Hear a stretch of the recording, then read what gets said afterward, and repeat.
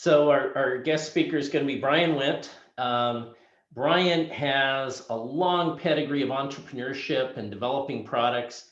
He started at a very young age. I'll kind of let him go through his story of how he kind of started his entrepreneurial journey. Um, but one of the things that I feel makes him an interesting person to speak to the class is his experience in having to raise funds for different projects, but also being able to launch those projects. And often just because someone can develop a good tech product doesn't necessarily mean they can actually launch and implement it. And so Bryan has a lot of experience with that. So Bryan, I'm going to let you take it from here and kind of explain, kind of how you got started in kind of your entrepreneurial journey and what sort of things you've gotten into and what you're doing today. Thanks, Ray. Yeah, you got me a little sweaty just thinking about some of the old days of pitching and raising money. It's been a while since I've been in the hot seat direct, but yeah. So let's see. I started out. I grew up in Silicon Valley, San Jose, South San Jose. I'm old, so this is before .com, before internet, before all that stuff. So we were there at the right time. It wasn't Silicon Valley then. There was nothing like big going on. Just starting, let's say. It was there. So dad worked for IBM, mom worked for HP. We were just kind of in the fray of things. Young, knew we wanted to do something, knew we wanted to change the world, and kind of make it a better place. We started out. My first company I formed with my brother. I was 16, he was 20. And we started out really small. We had this audacious idea of making alternative fuel vehicles. So we made the first ever quad fuel vehicle. It ran on hydrogen at the time, raw pure hydrogen. We were actually making it in my mom's garage. And putting it into this car that I had. It was a Porsche 914. We converted over.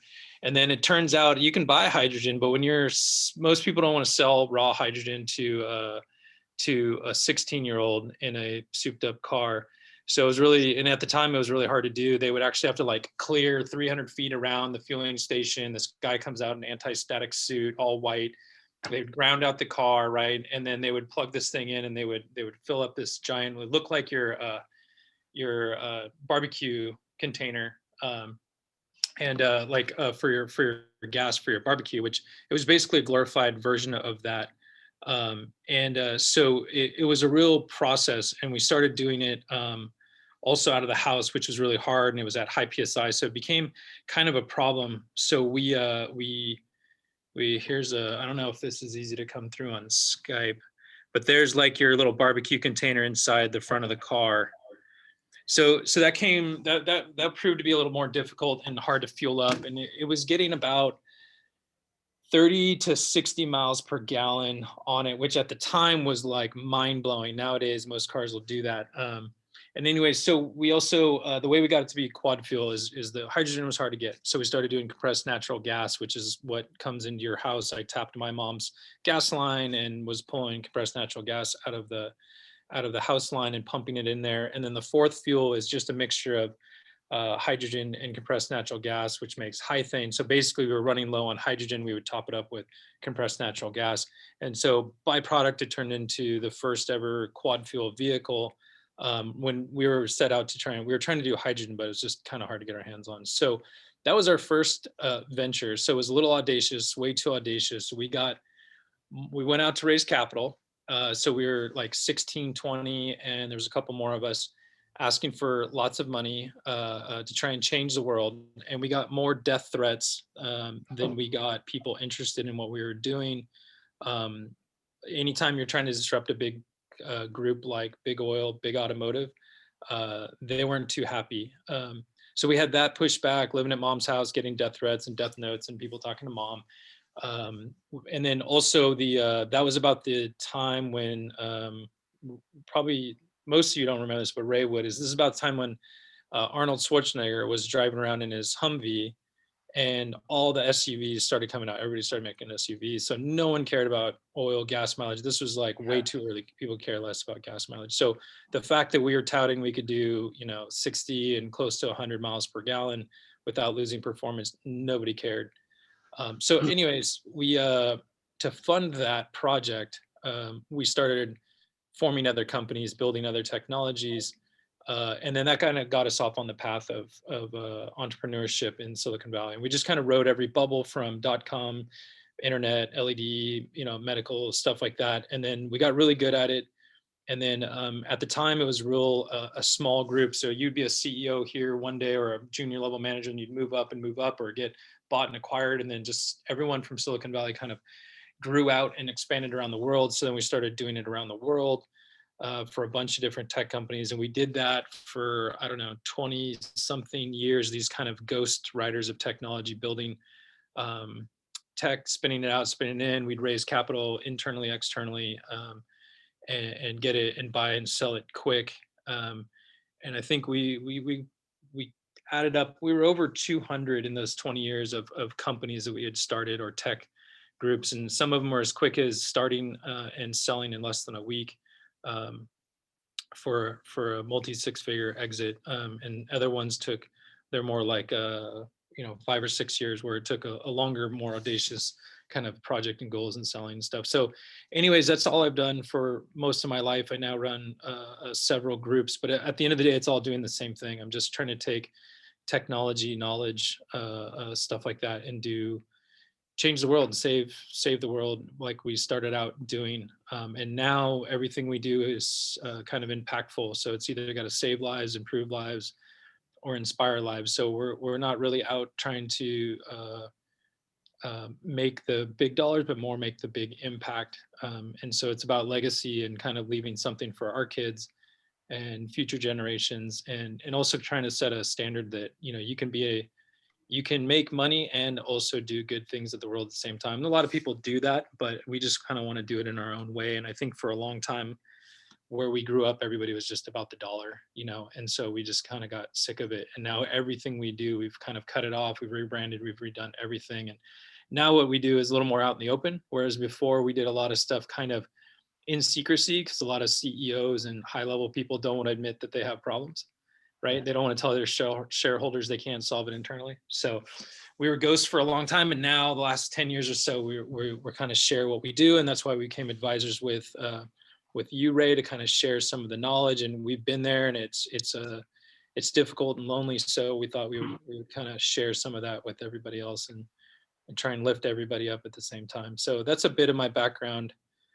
Well, and it's kind of an interesting entrepreneurship model, because we rarely hear about, and you wouldn't hear about large companies that have that have problems that where they'll hire outside contractors, outside people to help solve those problems, and then implement those problems within the company, implement solutions, within the company.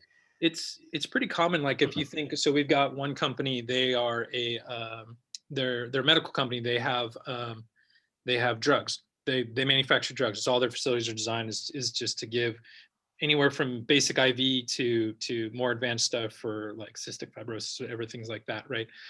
So they don't do hardware. They don't do mechanical hard things, but they want to help get their patients the drugs easier, less invasive, more regulated. So they have ideas, they see needs, and they see market shift, but they don't have a team that does that. So for them, rather than having a team full time to do that, they would much rather outsource it to somebody else and have them do it. And so there's groups that are design and engineering firms, but then if you think about it, it's kind of a new venture. There's a bit of a risk there, right? So they're like, well, we think it'll work, but we don't know the best way. We don't, so for them, it's easier to do like a joint venture or to fund us, and then we build it up. And then the good and the bad of that is if they build it up, they can build it up, outside of their walls, right?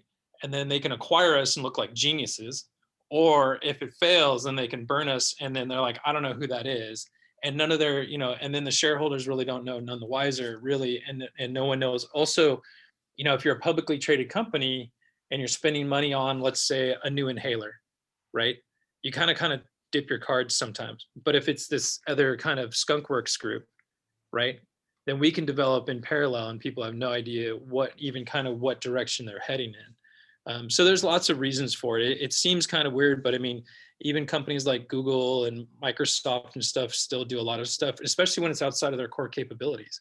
Yeah. So, and that's where we're good at, is finding those few people in the world that are really good at things, and then figuring out how to get their brains to squeeze out all the knowledge and get something out of it. So Kind of analogous to sort of an entrepreneurial mission impossible, right? yeah, Here's the job if you choose to accept it, and yeah.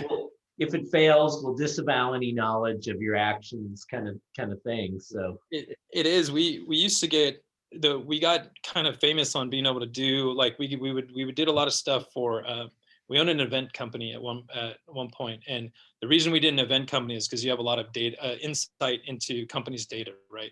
So where are they going? What are they selling, right? And you've got that whole cycle. Events aren't just like picture CES or someone's big summit event, right? They plan all year, then they're going to pitch what their next idea is, right? And then they're going to try and sell it, and they get it back. So we used to do that, but then what happened was a lot of this tech would be showing up in the day. They're going to do an exposition, they're going to show it off, right? And the tech fails. And you got all these people showing up. 20,000 people are going to be here Monday. It's Friday, and the thing's not working. So we're there on site anyways, or we already have a relationship with them. So we would get this call, hey, can you get on a plane? Can you get out here? Or hey, you're here. Can you get this thing fixed before Monday?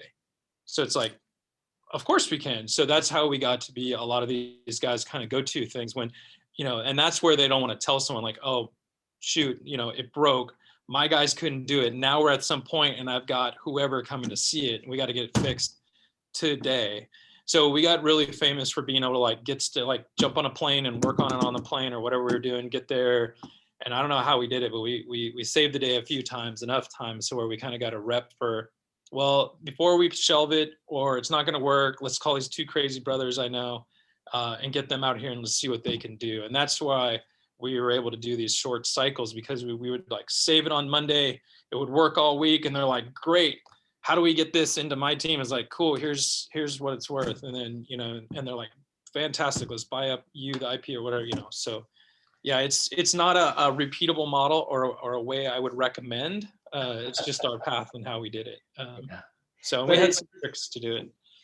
but it does speak to that whole entrepreneurial idea of identifying opportunities, right? It's not like you invented this business model. You sort of fell into, these opportunities were there to take advantage of it, and you created a business around it, Yeah, the trick is for us is that we're, a startup or getting from end to end is a bit of an equation, right? And you and I have talked about this, right? You've got lots of little equations in there, but the basic at the end of the day is you've got something. What is it worth? What's someone willing to pay it for? And if you can make it for less and sell it and make a buck, you've kind of got a business. So most people start on one end and say, hey, I have this really cool widget.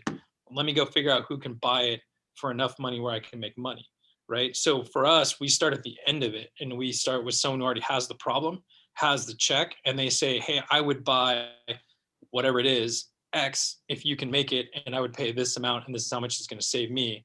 And then our job is to go back and figure out, well, what is that thing that's going to solve your problem? So for us, when we get into the debt and equity part, it takes out a lot of the risk, right? Because when you're doing 30, 40 companies a year, or even multiple, right? You don't have the money to be able to kind of risk it, and also, split it up enough to be able to have multi bets if one fails. So for us, we were in like a no fail situation, and in the beginning, we were already fueling a failing business. So these ones had to work, right? So that's kind of how we do it. We flip the model around a lot, and that's where we're successful. At the same time, you have to have that opportunity to be able to see and identify problems and be there and be able to take them, versus the other side of it. And they both work, but ours has always been, let's solve for X. And we always start with X before we even, put our brains to it. Well, what's kind of your approach or recommendation? Because I know this happens to you a lot. You have a lot of gatherings, a lot of groups that you belong to. So I know you get plenty of people saying, hey, I just developed, this device or this invention or this consumer product or this app, and it's just great. And I know you're good at what you do and you can help me. What sort of thought process do you go through? Because I know you get a lot of people that approach you about, different ideas or different products. Yeah, that's a big question. I mean, and you see it all. You get phone calls and stuff on your desk all day long. I mean, the not to go too deep into it, but the first question you got to do is figure out, where do they want to go, right? So are they trying to build the forever company they want to run forever? Is it something that they want to build and sell really quick? Is it something where they don't have the capability or the bandwidth? There's a lot of good, let's say an engineer, but they're not good at running a business, right? Do they have a team that can help them? No, maybe not. Maybe it's something where they just take the idea and license it, right?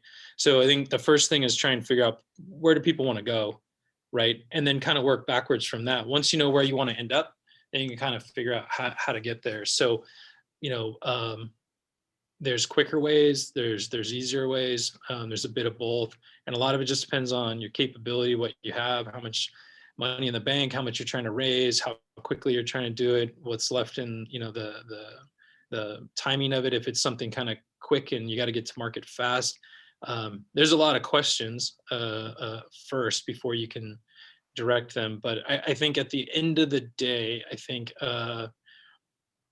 action, getting started, going for it is kind of the number one thing. Once you figure out the path, you really just got to start to move towards it if you're serious, if you know that path's going to work. If you don't know your path, figure out how to whittle down your path, right? Quickly start looking, am I capable of this? No, figure it out. Here's my path, then start doing it. Because it's the people who sit on ideas or have the best idea, I don't want to tell anybody about it. Or, you've seen people, they just get kind of stuck with it, where they don't want to tell anyone because it's so good and they're worried about getting stolen, or they don't know how to start. Well, just get started. You kind of figure it out along the way, and you get better at it. And chances are you're probably your first, if you're on your first idea, chances are that's not going to be the idea that makes it. Most of the people you see that are all the big famous ones, I mean, they've had multiple ideas, or they figured it out along the way, or it was named something else, or you know what I mean? Like and that's the trick, is just start getting on the path, and figure those out as you go. But you got to know where you're headed, right? Yeah. Well, and what comes to mind to me, so one of the speakers we had for the class is, and him, Gonzalo Fernandez, and he's a finance advisor. And one of the stories he gave was one of the first deals, he looked at, many years ago from a big entrepreneur, was Jeff Bezos. So Jeff Bezos was trying to launch this whole idea of Amazon. And, he always jokes that he turned down the idea, right? But what was interesting was the original idea was to have a virtual store, not have any warehousing, not have any inventory, just have a virtual bookstore. And how different that idea turned out to now. Now he's probably runs, he has probably more warehousing than most companies do on earth. And, so even that business model changed and evolved. And, back when he talked to Gonzalo, it was a bookstore, and much different business model.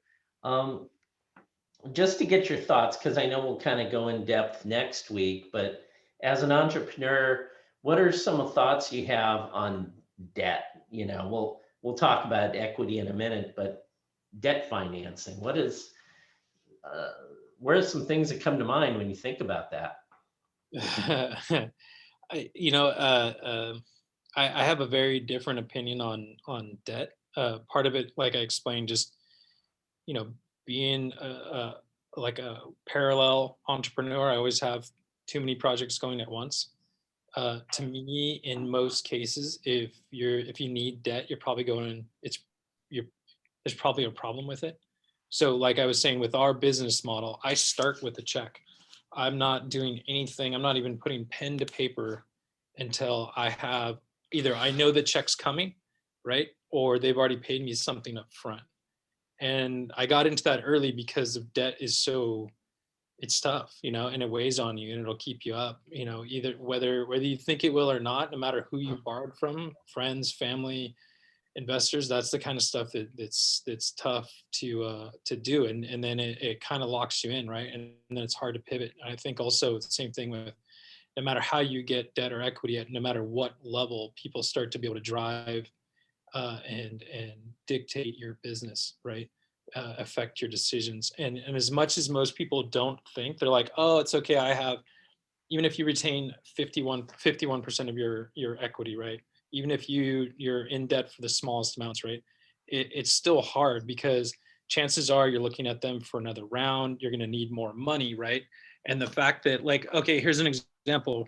Like, Ray, I'm going to borrow $1,000 from you, right? And I need $100 each month. So my first month I borrow $100 from you, right? And you're like, great, and I'll get you the other 900. You got it all planned out, right? And then next month you're like, I want you to change the name of the business. You only own, let's say you own 0.5%. Even if maybe you don't own anything, but you have your debt, you want to call it in. Like people can start to, and that's not, again, depending on who you borrowed from, how you got it, but like it changes your mindset, and then you have to answer that. So for me, again, not saying that it's bad, but I've always stayed away from debt because I've had bad experiences with debt. However, I think if you bring in the right partner, if you bring in the right deal, if you understand what you're doing, if it makes sense, absolutely. And in some cases, it's the best thing to do. It looks good for investment. It's the only way to go about it. And for most things on a big enough size, I just say be careful, really understand what you're getting into and who you're getting into debt with. And don't take my opinion on it, right? You got to form your own opinions with it and go feel it out. I've just had issues with it in the past. So, and I don't know, you've met more people who have gone this route than I have. Mhm. But for the most part, I mean, I'd be curious to hear your opinion on it. Well, you know what I think is interesting is that if you're trying to scale a business, right? You've got the big idea and you're seizing all these opportunities. It's really tough to do if you're doing debt financing, because if a bank is loaning you money, an institution, the assumption is that you're profitable and that you're servicing debt and you have sales, and all these regular business activities are happening. And a bank won't necessarily get happy if you're scaling growth beyond your means, right? Because now you're not Yeah. servicing. You're spending all that money that you could be servicing debt on growth, and you've got these obligations. So it can be very limiting. At the same time, you're right. If you bring in equity, rarely does an equity partner come in and want no stake in your business or no say, right? Yeah. At the same time, though, I've been in situations where I remember I had a client, and they did a technology that they were selling to the Navy. It was a great technology. It was in demand. But the owners, they were great inventors. They really didn't know how to run a company, right? Yeah. They were spending a lot of money. I remember one day that the owner of the company, he was showing me his brand new office, and he was showing me his coffee maker. He had a $2,000 coffee maker. And he said, "Hey, what do you think, man? You push buttons and it'll give you whatever drink you want and blah, blah, blah." And I told him, I said, "Wow, that's going to look really stupid in a garage sale when you're broke and you're having to sell that thing, right?" And the last thing an investor is going to want to see is that $2,000 coffee machine, right?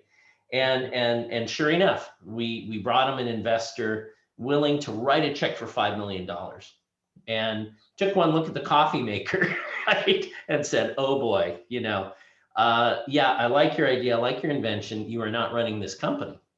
You'll be the owner of the company, the founder. You'll be the one on all the advertising, but I'm going to bring someone in who's actually going to run this company," which was actually a great idea. I mean, this investor really had the interests of the company and was going to bring in someone who would really add value, but the owner was like, "No, it's my company. You can't tell me how to run it." But I'll never forget that check went away. I mean, literally, the check got pulled off a table, and it took him years before he could get any kind of funding again. And I'd like to say that that's not a common story, but it really is. And one of the things I've always been impressed with some of the work you've done is your ability to execute. And I think as entrepreneurs, you often forget about, if you're going to get equity financing, you've got to execute. And even if you don't get equity financing, you still have to execute, because that's the only way you're going to attract customers and investors down the road.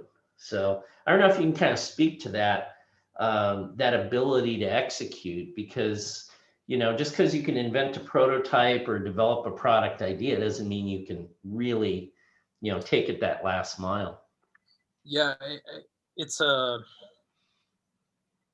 yeah, I think there's all of this ties in. I mean, there's, like we were saying, there's a lot of people who are good engineers, they're good one part. You can't run all parts of the business. You just can't, right? Because especially if you're going to grow it well, you're going to need enough people in it. So, as a business owner, as an entrepreneur, even if you're the founder of it, you've got to be able to have a team and recognize your strengths and weaknesses, and either fix the weaknesses and step up to the role that you need. But in some cases, it's just not going to work, and you have to be able to step aside for someone who's possibly better. And in most cases, there's probably someone out there who's more seasoned, who's better at it, and there's nothing wrong with that, right? But as far as like execution goes, I mean, I think a bit of that is the team role, understanding what needs to be done and figuring out how to get your team to act on it. The last, you got to look at it from an investor's perspective, right? And even a team perspective at that is everyone likes to see action. We all do, right? Our kind of alligator monkey brain, we're attracted to movement, right? Hunting, killing, food, all that stuff that moves, pops out, and excites us. We like it, right? And the same thing when you do investment, or even as an employee, right? If you see other people moving, right, then you want to move, you want to get going. If you worked 5 years on one project and you never got a proof of concept and got to see it out and do something, 2.5 years in, you're going to be like, I don't know, I'm losing faith, I'm getting bored, whatever. But if you have a small wins, right, through execution, if you can get things going, people get excited, right? You're staying in late, they stay in late, or whatever that action is, it starts to be infectious. It's the culture you create. And the investors, other people, the talent you're trying to attract, they like to see those milestones hit, right? So imagine if you were ahead on your milestones. Think if you were an investor investing in a company and you came to me and you're like, Bryan, how are we doing on our quarterlies, right? You're like, man, we're ahead of schedule. You're like, I'm gonna give this guy more money, right? Like, it's just those kinds of things. At the same time, I mean, what are you doing if you're not executing and making this happen? You're either in the wrong business or you're following the wrong dream. You're not passionate about it. Why would you wait, right? And you got to get going. And I think that goes back to where I was saying the number one thing is just get started. You might not have it all figured out, but honestly, chances are things are going to be changing faster than you can figure them out in the beginning anyways, depending on what you're doing. Even if it's software and it's moving fast, you're adapting quickly. If it's a medical device and it's 3 years, the industry's changing. COVID could happen. I mean, there's so many things. They're going to throw you a curveball. If you're not moving, you're kind of going backwards because everything's moving, right? So I think that's the trick. But at the same time, you can't just execute in every direction, right? And that's why at the beginning I was saying you really got to figure out what path you are, work your way backwards, because it's so much easier to go down that road. If you have the product and you're doing customer segments and trying to A/B test and figure out where that thing needs to be in a month or two or whatever, that's really hard. But if you're coming from the other way back and you already know what X is and you're trying to solve it, it's so easy to go in that direction, or even the general direction, right? It's just so much easier to be able to kind of plan it out. So it's not that hard. I just think sometimes it gets overthought a little bit, complicated, when really, you might not know what step 6 is until you get to step 5. But don't wait on step 1 to keep trying to like move forward. Get there and then figure it out. You're like, okay, into the railroad, let's lay another thing and let's figure it out. Now, I don't know if you've had this experience, but I'm kind of dying to ask. Have you ever had a situation where, you had a business idea where working with a team, and you didn't get the capital, right? You didn't get it. But then because of your execution, they came right back, right? Because they saw that you were actually doing what you said you could do. Have you encountered that? Yeah, I would say that's probably most of our, I mean, we don't always lose the capital, but I think that's how we've been able to do what we do for so long, because people know that, hey, look, it's broken on Friday, I needed to work it on Monday, that these guys can get stuff done, or at least make progress, right? At least get us a little bit farther, right? A little bit. And that's where there's so many things that just don't make it to market because people don't execute. They've sat on it too long. They've missed the window. They're for whatever reason. And I think that if you really want to be a serial entrepreneur, if you want to keep going, not only from an investor perspective, but from your team, from colleagues, from partners when you're going out trying to get, maybe even just a plain partnership, the fact that you move and you're executing and making wins is probably the number one thing that you're attracted to. Like there's a lot of stuff that I don't get involved in if I don't see the movement, right? Because well, what's the point? The last thing you'll do is go spend 6 months, 2 years on something that's never going to make it outside the office walls. Like who wants to do that? If you knew that ahead of time, why would you sign up, right? At least Right. not me. I mean, maybe you could sit on a paycheck, but then again, you're probably in the wrong. That's probably not what you want to be doing anyways. So I absolutely think that's probably one of the key things that you have to be able to do. And it doesn't have to be super quick. It just has to be what you say you're going to do. If you say it's going to take 8 months, get it done in 8 months. And then, I wouldn't overplan it, but at least if you're going to commit to it, do it. Right. So the other thing I want to ask you too is, one of the things we talk about in our entrepreneurship class is part of the entrepreneurial mindset is, start out with the resources you have in hand, whatever your talents are, don't plan a business around something you don't know about or haven't done, or you don't have the resources, gee, give me $1 million and then I can figure it out kind of thing.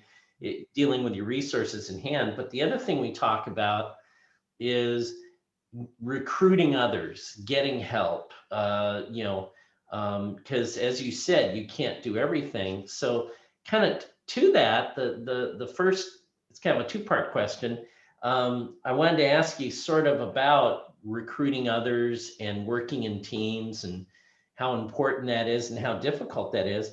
But then the other thing too is you've had a really long career working with your brother, and I know that can't be perfect, but man, I can't even decide on dinner with my brother, and you guys have been,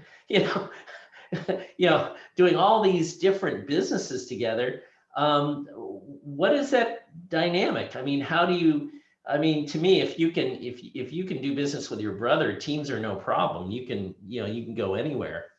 So I just wanted to ask you about that whole dynamic, how you figure out how to work together, and then between the two of you figuring out who to bring in as a team. Yeah, it's difficult. It's quite the opposite, actually. For love building team. But at the end of the day, for most of our career, where we've moved the fastest and been the most effective is when we had zero team. Only because my brother Eric and I are so. I mean, we sound the same. We kind of look the same. We're not twins, and we're not trying to. We've just spent so much time.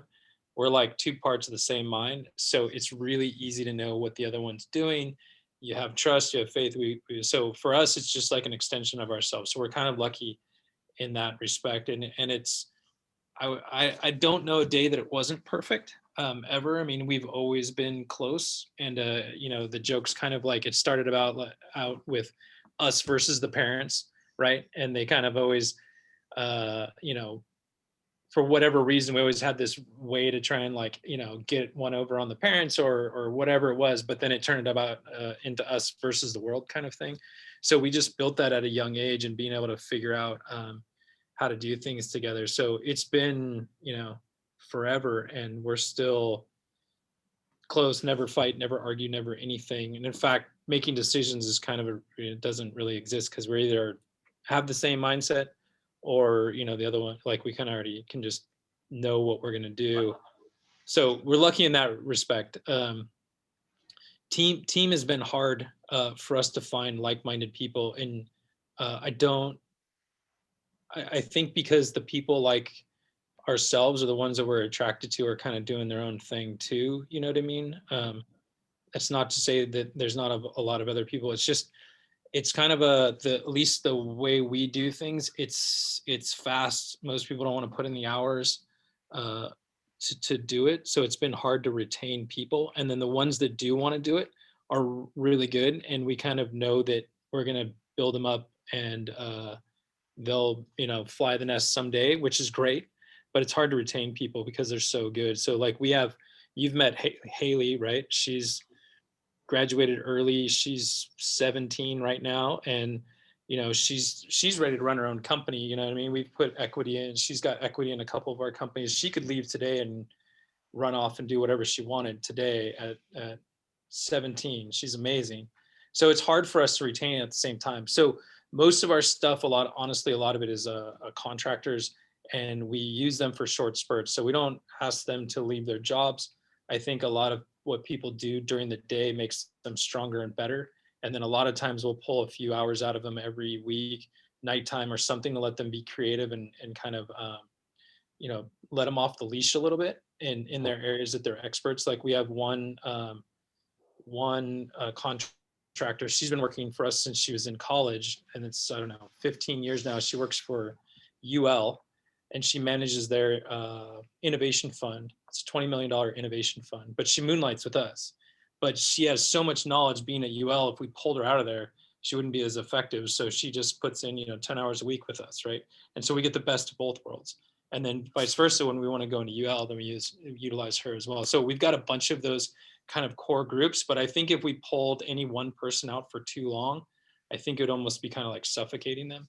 And they're all that kind of, let's go really fast, save the world, entrepreneurial types. And then if not, and then it's usually a job by job cases where we're like really specific chemical engineer to design one thing for a few months.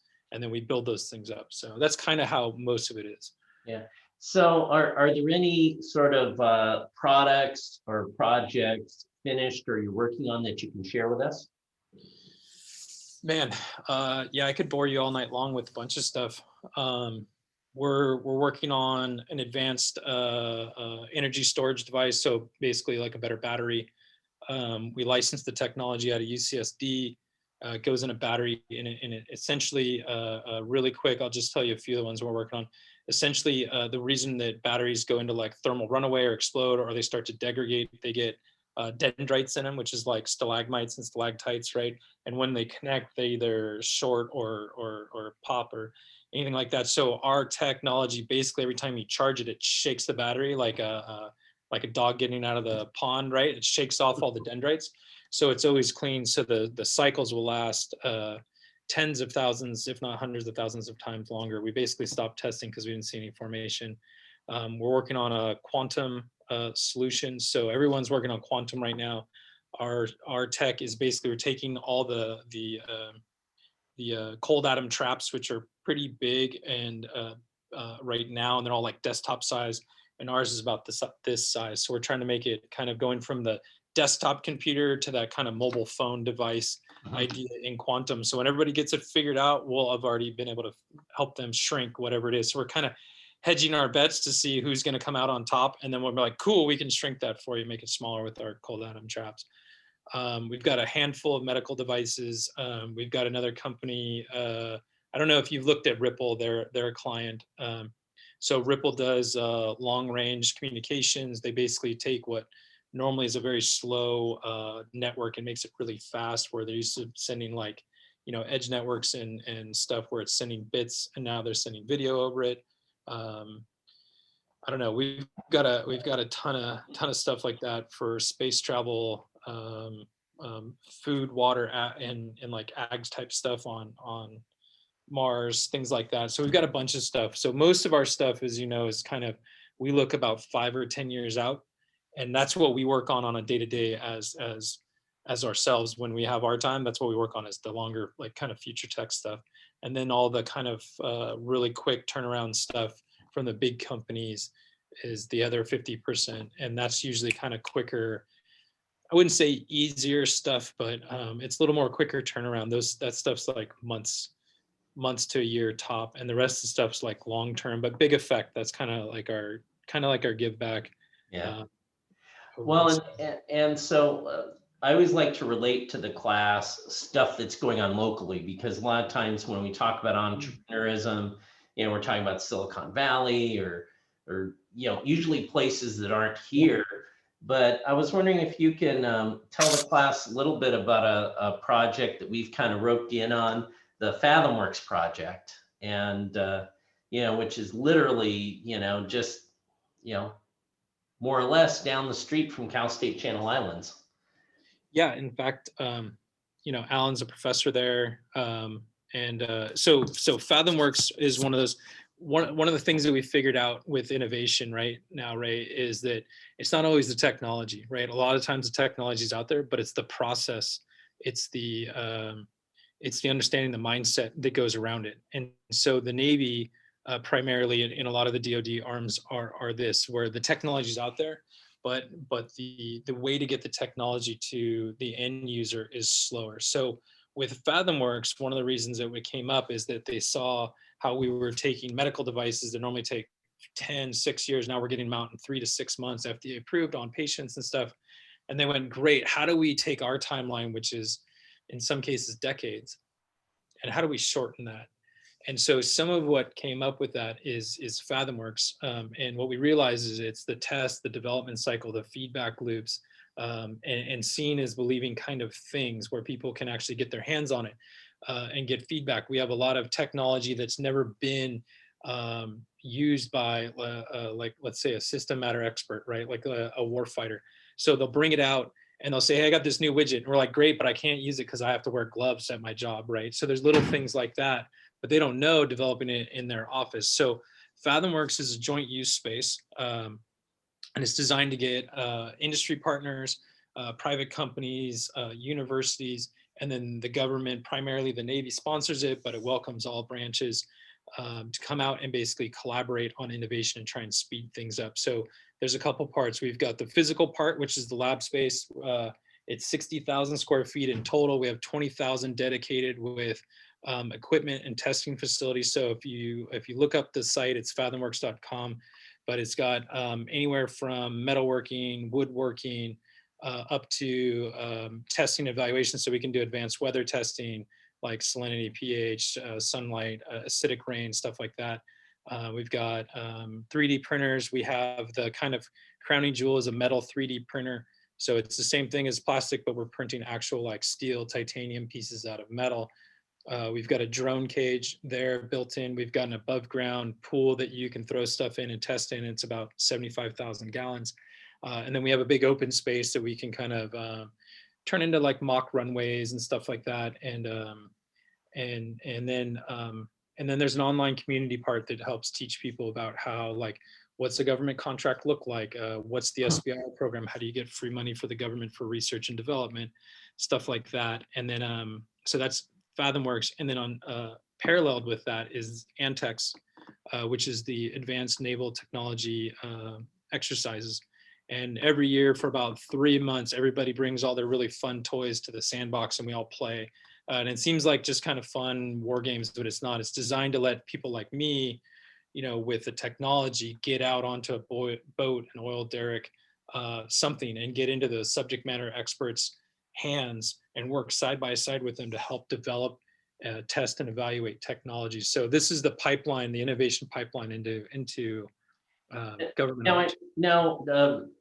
Have you involved any students, local universities, Tons, yeah. fathomworks? Yeah, so we've got a couple teams there right now. Team from UCSB, we have a couple interns from Cal State Channel Islands. Matter Labs has a couple of Channel Islands interns that we bring out there that are working on Antex. So there's quite a few. And then the Navy also has internship opportunities. And then we have a big STEM program as well. So from K through beyond, we've got the first robotics league coming out. We've got a few other things that are kind of in and around engineering and stuff like that. There's quite a few opportunities. And now that COVID's lifting, we've got quite a bit more coming. So if you're a student, if you're interested, it doesn't matter what you're interested in. It could be whatever, get in touch with me. I can find some way to get out there. It doesn't have to be engineering, it could be marketing, it could be math, doesn't matter. Just if you're interested, come on out. We can figure out how to get you doing something really fun. Okay. And one more question, and then I'll put record off and we can let the students in the class ask questions. But one of the cool things about our entrepreneurship class is we get different disciplines. So this class is not just business majors, it's all kinds of different majors, but they all have one thing in common. They're interested in entrepreneurship. That's why they're choosing this class. So sort of the old question. Since you started younger than a lot of the people in our class, than most of the people in our class, what is sort of your advice? What are sort of the things you wish you knew when you were young that Yeah. if you were giving advice to this class, you'd give? So when I told you we owned the event company and we were doing an event for Twitter, and they were doing their Christmas party, and they have all the Twitter employees coming for Christmas, right? And we were doing the math as they came through, and there's, I don't know, a couple thousand, I don't know, probably 1,000 with wives and family. But what we were doing the math on was figuring out if you were even the 250th employee at Twitter, and the numbers might be slightly off, but they're pretty close, you would still be, just from your equity, even if you're the 250th employee, you're a multimillionaire. You don't have to start the company. You don't have to be the first 10. You don't have to be the first 20. So I would say, if you're a young entrepreneur and you really want to be in the game, I would say, don't start your business first. Don't go start a business, or start a business and do it as your hobby. Do it as your side hustle. But I would say, as soon as you can, go work for a startup. Find one that's already raised capital, that's up and running, and functioning, not something new, not something like, an idea, something that's raised some money, sustainable, moving in an upward direction fast, and go get a position there. Watch how they make decisions, watch how they spend money, go learn from somebody else's mistake while you're getting paid, right? Do your own company on the side at night. You guys are young, you don't have to sleep, do that stuff later, but go work for somebody else and watch them and learn from them. Get as close to the owner or founder as possible, and go learn on somebody else's dime for a few years. You have plenty of time to start your own company. It's a long game, and go learn on their dime, because the reverse of that, you could spend 5 years, not make or sell or get anywhere big, right? And never see a lot of those decisions those guys are making, right?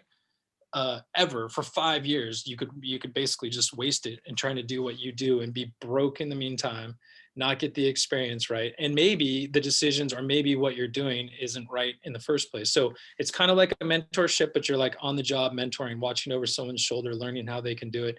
And hey, if you're even the 250th person, right, you still have a multi-million dollar a paycheck at the end of it in a few years, right? So pick it wisely. Don't just get your friends, hey, I'm starting a company, you want to end, kind of thing. Go look, go research it, go get on, work hard, and learn. And then when you're ready, and maybe it's a couple years, maybe it's a year, you'll know, then start your own thing, or do your side hustle at night until it takes off and it overtakes what you're working at.